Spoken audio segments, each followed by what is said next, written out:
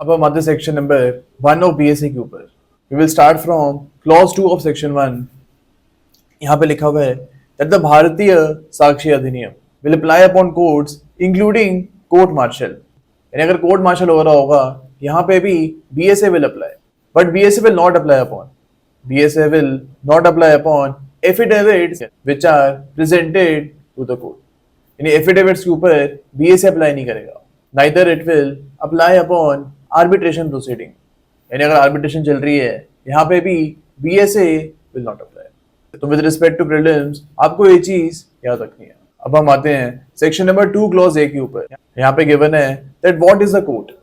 यहाँ पे लिखा हुआ है दैट कोर्ट विल इंक्लूड जजेस एंड मैजिस्ट्रेट्स। जजेस एंड मैजिस्ट्रेट को हम कोर्ट के डेफिनेशन में इंक्लूड करेंगे। आगे यहाँ पे लिखा हुआ है and all persons who are legally authorised to take evidence. यानी जिस भी पर्सन के पास एविडेंस लेने की अथॉरिटी है, this person will be called a court.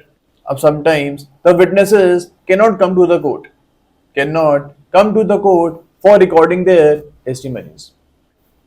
तो यहाँ पे कोर्ट क्या करती है, एक कमीशन का कॉन्स्टिट्यूशन करती है एंड एक कमीशन जो है विटनेस के घर पे जाके उनकी टेस्टिमनी को रिकॉर्ड करते हैं। तो क्या इस कमीशन को भी हम कोर्ट मान सकते हैं? We will have to remember that this commission will also be said to be a court because this commission is legally authorized to take evidences. तो ये चीज हमको यहाँ पे याद रखनी है। साथ में हमको ये भी याद रखना है कि आर्बिट्रेटर्स को हम कोर्ट के अंदर नहीं इंक्लूड करेंगे। यानी अगर आर्बिट्रेशन प्रोसीडिंग चल रही है तो यहाँ पे the arbitrator will not be said to be a court. इसके अलावा we must remember that what is evidence. Section number 2 clause ही हमको बताता है that evidence can be of two types. First will be oral evidence and second will be documentary evidence. And documentary evidence में हम digital records को भी include करेंगे। Suppose आपको एक email के record को admissible करवाना है, then this email record will be a documentary evidence. अब एक document क्या होता है, इसको भी हम देख लेते हैं। Section number 2 closely says that a document means any matter expressed or described or otherwise recorded upon any substance by means of letters, figures or marks or by any other means. यानी अगर for example किसी भी चीज के ऊपर आपने कोई letter, figure या मार्क बना दिया है तो इस सब्सटेंस को हम डॉक्यूमेंट बोलेंगे। For example A is a person, इसने टिश्यू पेपर के ऊपर एक मार्क बना दिया है, then this tissue paper will also be a document. अगर फॉर एग्जाम्पल एक स्टोन के ऊपर आपने एक फिगर बना दी है या फिर एक लेटर लिख दी है तो this stone will also be a document. यानी किसी भी सब्सटेंस के ऊपर आप एक फिगर, लेटर या मार्क बना रहे हो then the substance will be a document. And यहाँ पे गिवन है कि इलेक्ट्रॉनिक और डिजिटल रिकॉर्ड को भी हम डॉक्यूमेंट के डेफिनेशन में इंक्लूड करेंगे।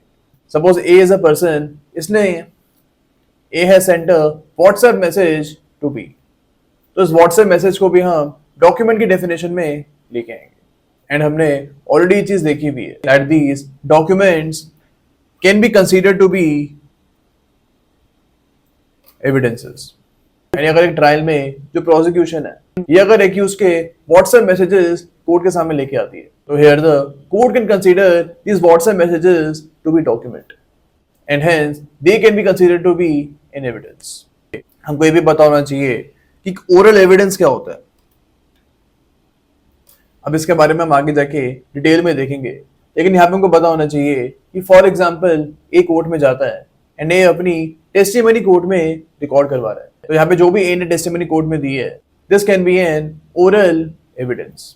अब ओरल एविडेंस के रिगार्ड में काफी सारे रूल्स हमारे सामने आते हैं, इनको हम आगे जाके डिटेल में एग्जामिन करेंगे। Now we are clear that what is an oral evidence and what is a documentary evidence. अब हम देखते हैं that what is may presume, shall presume and conclusive proof. You will have to remember कि अगर BSA में कहीं पे भी may presume लिखा हुआ है, यहाँ पे कोर्ट की डिस्क्रिशन है। कोर्ट यहाँ पे उस फैक्ट को प्रूव मान सकता है। Court has a discretion to consider that fact as proved, but here the opposite party will get a chance to rebut this presumption. जो फैक्ट यहाँ पे कोर्ट ने प्रिज्यूम की है इसको रिबट करने का चांस ऑपोजिट पार्टी को यहाँ पे मिल सकता है। You will see that section number 88, 89, 90, 92, 93, इसके अलावा section 110, 111, 117 and 119 of BSA। These sections talk about may presume. अब shall presume क्या होता है? It is given under section number 2 clause L of BSA. अब अगर BSA में कहीं पे लिखा हुआ है that the court shall presume this fact, तो यहाँ पे कोर्ट की डिस्क्रिप्शन नहीं होगी, कोर्ट को यहाँ पे उस फैक्ट को प्रूव्ड मानना पड़ेगा. The court will consider that fact to be proved, but here the opposite party will get a chance to rebut this presumption of court. अब BSA में shall presume जो है ये कहाँ देखने को मिलेगा? We will see this under sections 78 to section 87. 78 से लेके 87 तक जो sections हैं, these contain shall presume. के अलावा section number 91, 108, 115, 118 and 120, they also talk about shall presume. Okay, in sections को भी हम आगे जाके डिटेल में कवर करेंगे. अब इसके बाद we should remember that what is conclusive proof. BSA में सिर्फ दो ही जगह पे कंक्लूसिव प्रूफ का प्रोविजन गिवन है. Section number 35 and section 116 of BSA talk about conclusive proof. And conclusive proof के बारे में there is section number 2 clause B of BSA. अब जहां पे भी कंक्लूसिव प्रूफ लिखा होगा वहां पे the court will consider that this fact is proved. And यहाँ पे ऑपोजिट पार्टी को चांस भी नहीं मिलेगा to actually rebut this presumption of court. हम देख रहे थे कि मे प्रिज्यूम और शैल प्रिज्यूम में ऑपोजिट पार्टी को चांस मिल रहा था रिबटल करने का, लेकिन जहां पे भी कंक्लूसिव प्रूफ लिखा होगा यहाँ पे तो opposite party will not get a chance to disprove the presumption. अब जो भी कंक्लूसिव प्रूफ के सेक्शंस होंगे इनको भी हम आगे जाके डिटेल में कवर करेंगे.